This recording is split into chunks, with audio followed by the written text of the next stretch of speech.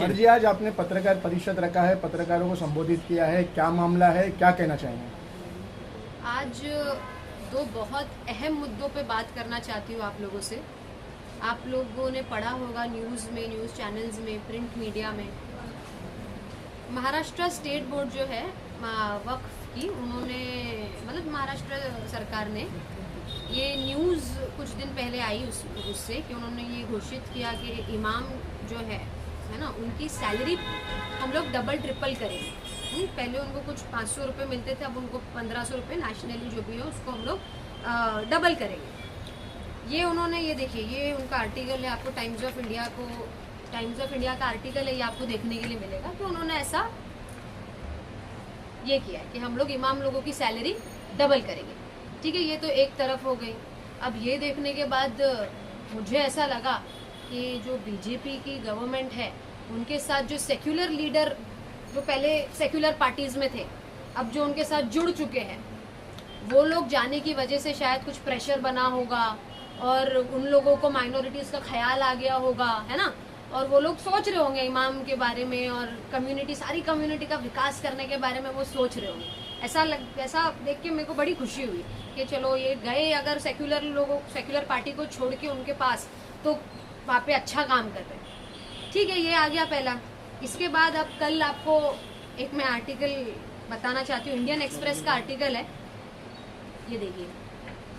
ये आर्टिकल आपको बता रहा है child rights panel ask states to stop funding shut down madrasa board. एक तरफ आप इमाम की सैलरी बढ़ाने की बात कर रहे हो और दूसरी तरफ आप सारे जो स्टेट्स और यूनियन टेरिटरीज है उनके ऑफिशियल्स को ऑफिशियल लेटर जा चुका है कि आप मदरसे की फंडिंग और मदरसे को बंद कर दो, मदरसों को बंद कर दो। ये आपने ये आर्टिकल में मेंशन किया हुआ है। मुझे आप एक बात बताइए कि आप इमाम अगर मदरसे बंद हो जाएंगे तो इमाम बनेंगे कैसे, जिनको आप सैलरी देंगे? हाँ, जब मदरसे ही आपको बंद करने हैं तो फिर आप इमाम कैसे बनाएंगे और उनका फिर कैसे वो करेंगे? तो आपकी जो विचारधारा वो विपरीत चल रही है। इनके जो डिसीजंस है वो ईस्ट और वेस्ट में दिख रहे हैं, आपको देखने को मिलेंगे विपरीत। एक तरफ ये इलेक्शन आने वाला है तो उसके पहले एक तरफ ये लोगों को गुमराह करने के लिए, कम्युनिटी को गुमराह करने के लिए बोल रहे हैं हम इमाम की सैलरी बढ़ा रहे,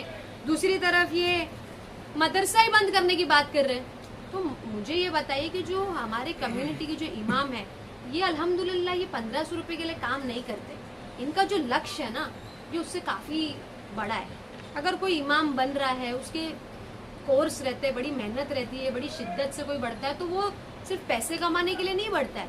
वो हमारा जो दीन है, इस्लाम है, वो लोगों तक पहुंचे कि इस्लाम अमन का रिलीजन है, ये लोगों तक पहुंचे, ये पहुंचाने के लिए कोई इमाम बनता है। तो आप उसको मॉनेटरी बेस में तोल करके फिर एक तरफ आप दूसरा एक गेम पूरा प्लान कर रहे हो, तो ये समझ में नहीं आया। ठीक है, दूसरी तरफ आपको एक चीज देखने के लिए मैं आपको एक न्यूज बता दूं। कैसा है कि ये सारी न्यूज ना इतनी हाईलाइट नहीं हो पाती है, कुछ भलती ही चीजें चलती रहती है, क्योंकि आज की तारीख में आपको स्टेट नेशनल मीडिया जो है बहुत हद तक के उनके कंट्रोल में है, तो इतना फ्रीडम नहीं है उनको कि इतना स्पाइक हो सके। बट कुछ मीडियाज है जो माशाल्लाह कर रही है, जो अच्छा काम करना चाहिए।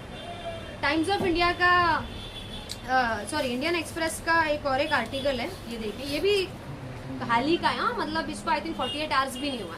ये देखिए, माइनॉरिटीज की जो स्कॉलरशिप होती है ना, जो बच्चे लोग अप्लाई करते हैं और उनको अब्रॉड, मतलब गवर्नमेंट जो है वो उनका खर्चा उठाती है अब्रॉड भेजने के लिए, पढ़ाई के लिए।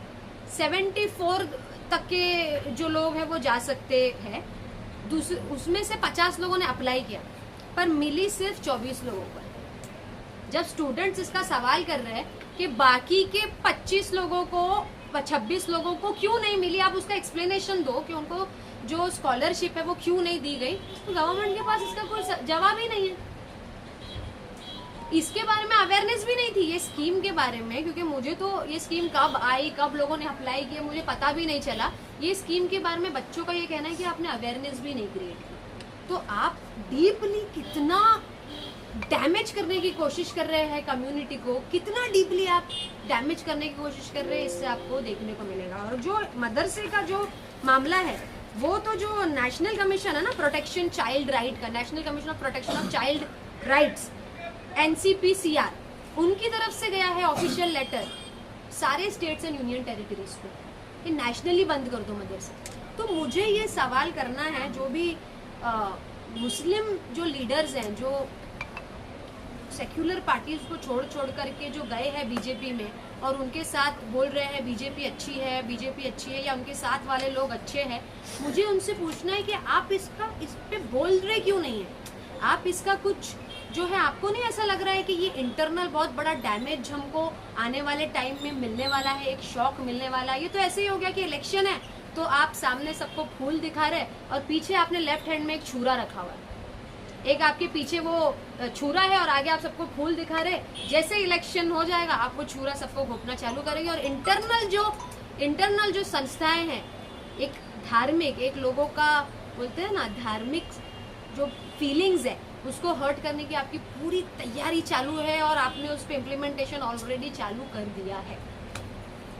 ये जो आपने स्कॉलरशिप की जो बात की वो सिर्फ माइनॉरिटीज के लिए? जी, माइनॉरिटीज में हिंदू मुसलमान जो भी माइनॉरिटीज में आ रहे हैं, उसमें एक अंबेडकर नाम का एक स्टूडेंट है जो एक संस्था भी चलाते हैं, I think is an advocate. उन्होंने इस पे ऑब्जेक्शन उठाया कि मैं वो जात का हूँ, माइनॉरिटी का हूँ, उसके लिए आपने मुझे डॉक्यूमेंट सबमिट करने के लिए बोले। मेरे डॉक्यूमेंट्स गलत ही नहीं और आप मुझे ये बोलो कि आपके डॉक्यूमेंट्स ये बताते नहीं है कि आप माइनॉरिटीज हो, तो आपने रिजेक्ट कर दिया।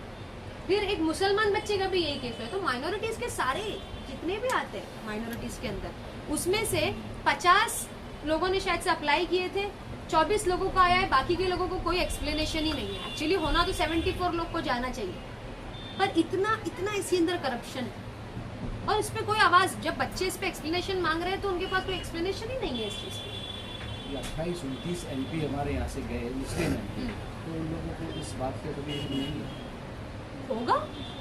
अब डिपेंड करता है कि कौन सी पक्ष में है, इस पे आवाज उठानी चाहिए। ये इतना सेंसिटिव मुद्दा है, मैं आपको वही कह रही हूँ कि ये इंटरनली डैमेज कर रहा है, ये इंटरनली डैमेज करने की पूरी तैयारी चल रही है।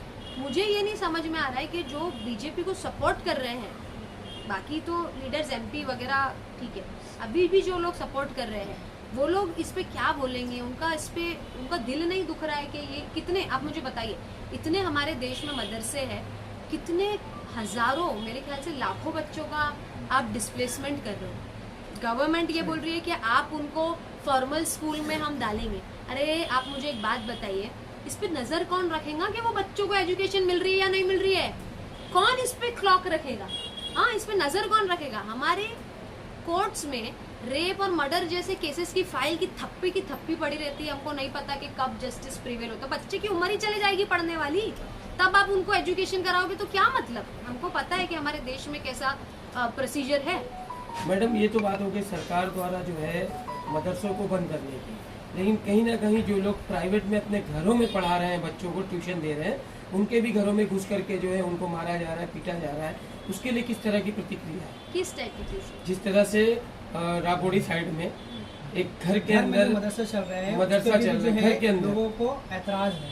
जी, अभी एक पत्रकार भाई ने मुझसे ये सवाल किया था कि लीगल इलीगल पे, अगर आप लीगल इलीगल पे जाएंगे तो हमारे देश में बात बहुत दूर तक चले जाएगी, क्योंकि सारे ही धार्मिक स्थान जो हमारे देश में है, बहुत सारे स्थान लीगल और इलीगल है। बहुत सारे स्थान है लीगल और इलीगल। अरे कितनी सारी फॉर्मल स्कूल्स भी इलीगल और लीगल है भाई। आप मदरसे धार्मिक स्थानों को क्यों लीगल और इलीगल का ही सिर्फ बोल रहे हो? बहुत सारी ऐसी स्कूल्स है जो लीगल और इलीगल है।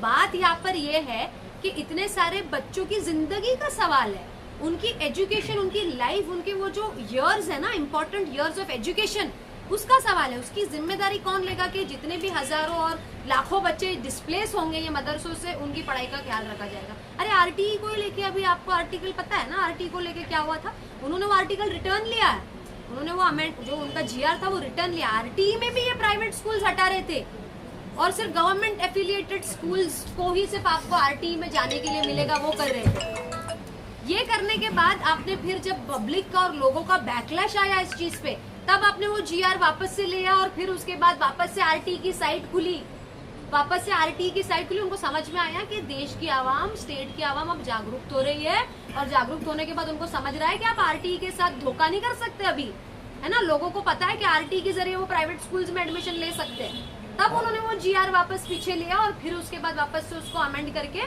जो कि है वापस प्राइवेट स्कूल ऐसा तो नहीं है कि सिर्फ धर्म की राजनीति खेली जा रही है, धर्म की राजनीति क्लियर कट खेली जाए, क्लियर कट। बट वो तो खेलते ही हैं 10 सालों से, उनका तो एजेंडा ही ये है, अभी का थोड़ी ना है, उनका तो एजेंडा ही। आप देखो ना, अब यार उनकी पूरी हिस्ट्री निकालो, 2002 की निकालो, जब की भी निकालो, उनका तो मोटिव ही ये है। बट मुझे तो ये तकलीफ हो रही है कि जो मुसलमान भाई हमारे हैं जो उनके साथ है, वो जो बोल रहे बीजेपी अच्छी हो, कैसे बोल रहे हैं कि बीजेपी अच्छी है? मैडम, अभी इतने बड़े मुद्दे को लेकर के आप आज प्रेस कॉन्फ्रेंस कर रही हैं, जी। आपकी पार्टी की तरफ से किस तरह का स्टैंड रहेगा?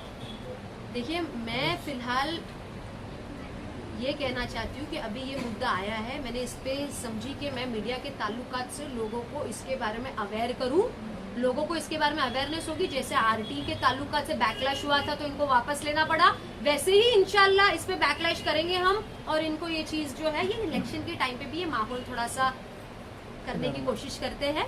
बट अगर ये चीज प्रैक्टिकली होने के लिए गई तो इंशाल्लाह इस चीज पे भी, जैसे कि NRC CA के टाइम पे हम उतरे थे ना, उससे बड़ी तादाद में उतरेंगे इंशाल्लाह। आज आपके प्रेस कॉन्फ्रेंस